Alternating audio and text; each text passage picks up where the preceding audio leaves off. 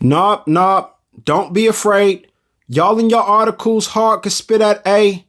Y'all from afar threw darts my way. What you thought? I would not have nothing to say? See, somehow I just knew that part of my commentary was gonna stir y'all up. And just as I expected, you fell into the booby trap. I set the trap just to see dudes react, and now Jay-Z was brilliant with those lines.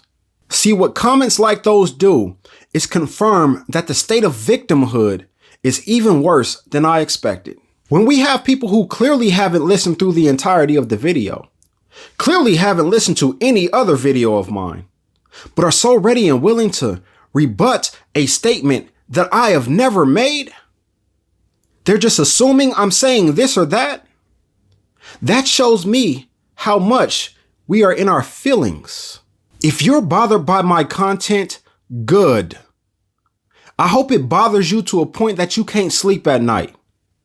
I hope it frustrates you on your drive to work tomorrow. I hope it makes you forget to put things on your grocery list. You should be bothered. Not by the things that I say, but by the fact that I can say it. This is reality, Jack. These young men dying in these streets, that's a reality. The divide between the men and women in our community, that's a reality. The broken homes that our children are growing up in, that's a reality. If you don't want to deal with reality, then do something to change the reality. What y'all think I'm talking about when I say we need to come together? What, going to war? My channel description states it.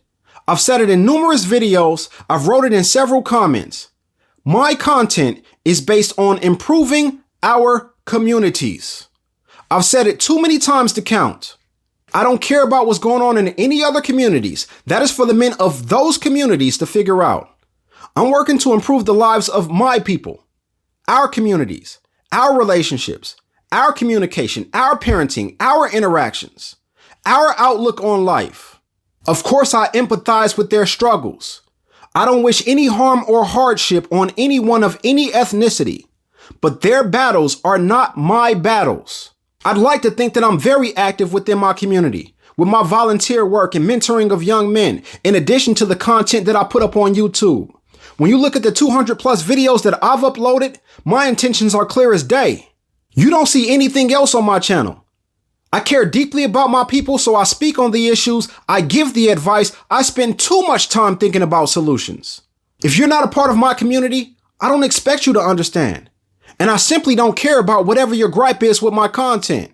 Don't get upset with me for speaking on historical events that shine a negative light on your people. Go talk to your elders. Ask them why they were out there throwing rocks at a man preaching peace. Ask them why they were out there obstructing little black kids from entering school. Ask them why they were out there firebombing churches. And if you're not a part of that community, ask your elders why they stood idle when my people were being brutalized. They may tell you the same thing I just told you. They were worried about their issues. Now, if you're one of my people and you're opposed to content that's aimed at improving our communities, you might as well belong to a different community. But no matter how proper you speak, no matter how much distance you put between yourself and us, no matter how many of their status symbols you've acquired, they're not letting you in, OJ. See, it's funny how when I say they, all my people be like, yay. But when I say we sit back like, Y'all don't want me saying that shit, huh? Cause yeah, we're not at fault for any of the issues we deal with as a group. See, this is the reason why we have flash mobs of our youth running into Nike and other stores doing runouts.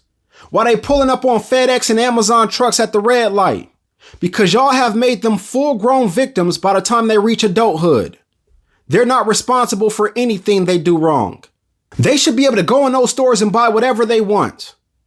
But they don't have any ambition, they lack motivation, they have no belief in their own abilities because y'all make them think that they have no shot from jump.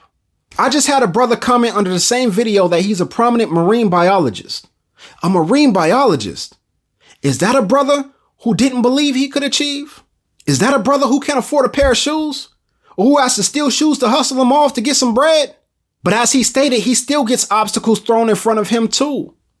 But that's on us to push through. There are going to be obstacles. Systemic racism isn't going anywhere. We have to push through. A couple months ago, I had a 20-minute conversation with a young brother, 19 years old, working at Chick-fil-A. Told me he working there to save money to go to school so he can be an architect. I told him first and foremost that he was doing good, on the right path, and that I liked his plan. But let me give you another option, another route to consider also. I told that young brother to look at getting into an apprenticeship with one of the trade unions. Told him how he'd learn a trade free of tuition, have benefits like healthcare and a pension, and how he could go to school to be an architect at the same time, while not only earning a salary that could afford his tuition, but also he'd be working with blueprints daily, and how being on the construction side of the blueprint could possibly help him out on the design side. I told him how when he finished school to be an architect, he'd also be finishing as an apprentice, and that he'd already have a 6-figure salary to leverage against anything they were offering, and how he could then pick and choose the job that he wanted in that field. He thanked me over and over for sharing that information because he had no clue those options were available. See, when we tell them they can't do something because, oh man, you know them white folk ain't gonna let you do that, we create weak men with weak mindsets and inferiority complexes who look at men of other communities as the gatekeepers to their success, when they are the ones that determine if they're successful or not. This is how you end up with the white man at a black man's doorstep, hurling racial slurs and spitting on him, while the black man just stands there holding his hands up, looking around, making sure everyone knows he's unarmed and he's not the aggressor on his own doorstep because he feels inferior to that man. That man knows would have been leaking all over Yoda fucking with me. What color green and red make? What, brown? That's the color the whole top of his shirt would have been. If you have no belief in yourself, then walk out into the horizon, way out yonder, and soak in your misery alone. On this channel, we believe in black. We believe just as Malcolm did, just as Elijah Muhammad did, just as Marcus Garvey did, and a whole host of others, that we could do this shit on our own. If only we could get these young brothers to understand that they could be special at anything they want to. There's always a solution to a man-made problem, but the window for the solution doesn't stay open forever. I'm afraid that if we don't act soon, we'll be stuck in this state of despair forever. Then it'll be every man for himself, and we'd have no choice but to do what Brother Shatelko has been suggesting in migrating the good of us to a different land. But like I told him, I'm not giving up on y'all. The clock is ticking. Now let me get back to enjoying my evening. I got some Memphis juking to catch up on.